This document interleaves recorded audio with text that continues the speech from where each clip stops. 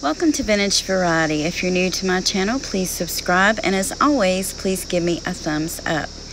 Today's content is vintage jewelry identification for Carol Duplaise jewelry. I'll be sharing some beautiful pieces of Carol Duplaise jewelry from my personal collection, along with history and background information about this wonderful woman and the company that she began many years ago.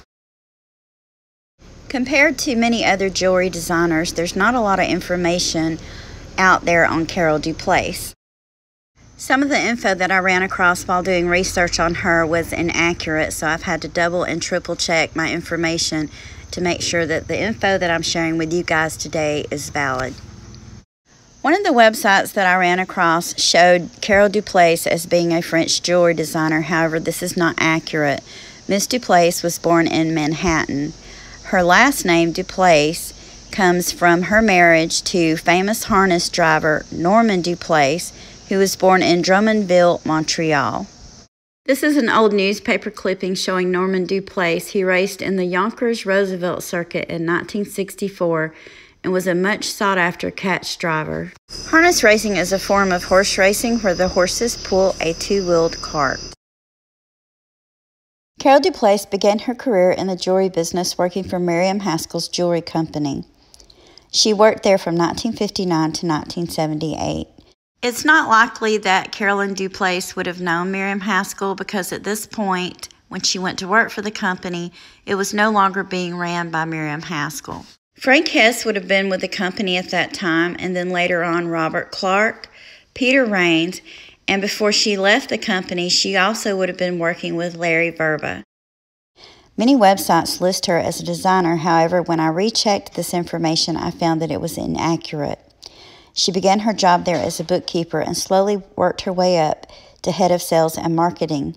In the Miriam Haskell Jewelry book by Kathy Gordon, it also mentions that Mrs. Duplaise was involved in the development and approval of new jewelry lines. If Miss Duplaise was involved in the jewelry design during the time that she worked for Haskell, I have not found anywhere that validates that when I was looking for information on her. She must have learned quite a bit while she was working for Haskell's company.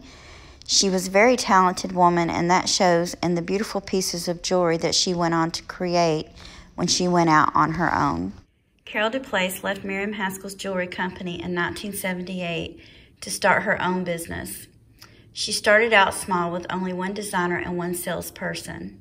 This is the first piece of Carol Duplaise jewelry that I purchased, and it was quite by accident. This came in a large jewelry lot, and when I began looking at it, I really liked the design and the quality. Her pieces are very well-made pieces of jewelry, and they also remind me a lot of Miriam Haskell jewelry. This is just a very well-made piece of jewelry. And despite its age, you can see how well it's held up. It doesn't have any discoloration.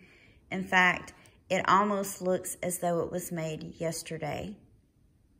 One thing that I found that looked very similar to Haskell was this particular clasp. You can see that on one side it says Duplaise, and then on the other side there is a patent number. Some of Miriam Haskell's jewelry had a very similar clasp to this one. This particular clasp, the patent on it was granted in 1976, whereas the Haskell clasp, it was patented in 1969. Most of the vintage Carol Duplaise necklaces will have this type of clasp on them. If it's not a necklace, if it's a pair of earrings or a brooch or something along those lines, it will also have the Duplaise name, and most of those pieces will have a patent number. It's much easier to determine the age on pieces with a patent number because the patent can always be looked up. This is another example of how some of her pieces of jewelry would have been signed. This one is a pendant, and it shows her name stamped on the back of it. This is another Carol Duplaise necklace that I own. This also reminds me of some of the Miriam Haskell pieces, mainly because of the pearl in this. It has that Haskell look to it. This is a photo of some faux Miriam Haskell pearls, and you can see the resemblance to the Carol Duplaise pearls. These pearls from Miriam Haskell were made out of glass beads coated in a fluorescence made from fish scales. This is another picture of some Miriam Haskell faux pearls, and again, you can see the similarities.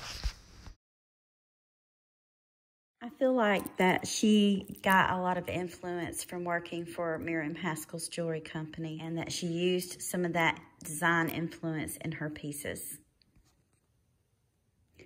Most of her pieces of jewelry are very well made, and I really like how she mixes all of the different materials together.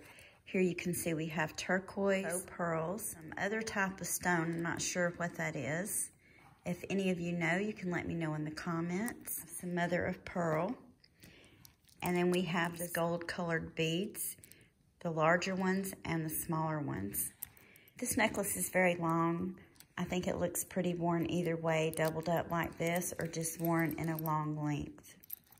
This is another vintage Carol Duplaise necklace from my collection. She's combined silver tone beads. We have these smooth ones, and then we have these with the textured design on them. It also appears to be a ceramic bead, some stones. This is dyed howlite or faux turquoise. And I just like the way all of the elements are put together in these pieces. It just makes them so beautiful. Again, there's the clasp. This is another necklace. Has kind of a modern design to it.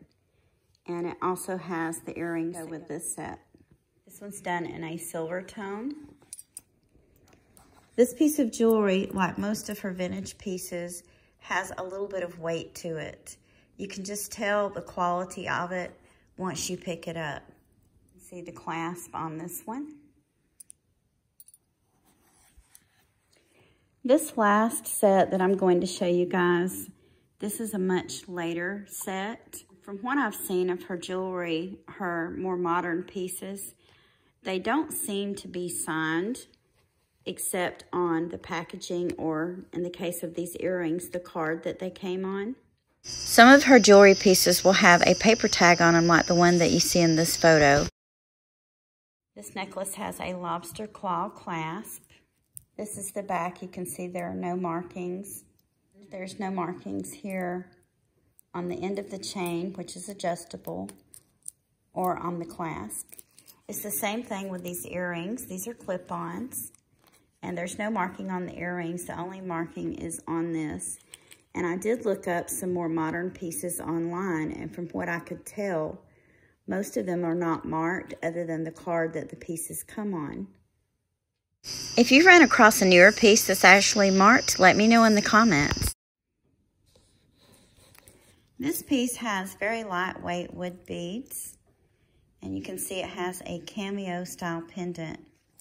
One thing that I've noticed about her jewelry is it seems like the newer pieces, they're all quite beautiful, don't get me wrong, but it seems like they aren't quite as heavy and the materials aren't quite as expensive. Carol Duplaise passed away at the age of 77 on February the 29th, 2016 in Midtown Manhattan after being struck by a vehicle on her way to work. Her company is a multi-million-dollar company today. Their main office is still located in New York. It is ran by her family, and they still make jewelry with the Carol Duplaise name, along with a few other brands such as Free Soul. Carol Duplaise jewelry is very beautiful and well-made jewelry, especially her vintage pieces. As a collector, I feel like now is the best time to be collecting her vintage pieces, as you can still get them for a very reasonable price. I hope you've enjoyed this content and that it was informative. Please let me know in the comments. I want to thank you for taking time out of your day to share these items with me. If you haven't already, please like, subscribe, and ring the bell for notifications on more content about collecting vintage and antique items. Thank you again for watching, and I hope you have a wonderful day.